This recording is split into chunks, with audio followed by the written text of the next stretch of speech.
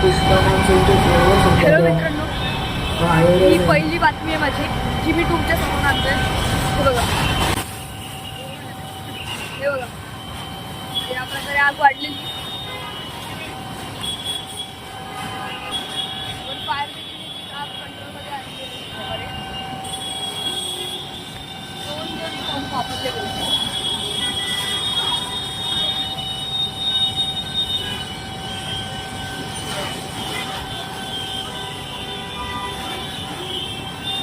आता धूर वाढलेला आहे, तुम्हाला काही वेळामध्ये समजेल काय झालं आहे.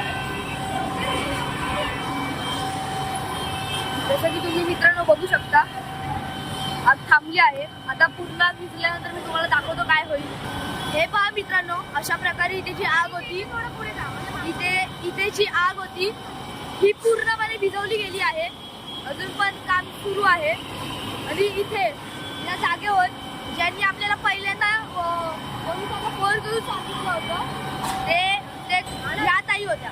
ह्या ताईंनी आपल्याला सांगितलं,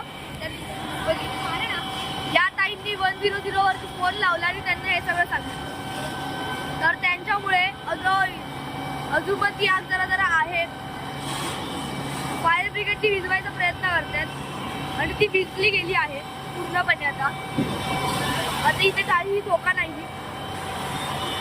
या प्रकारे ते सगळे लोक सुरक्षित आहेत.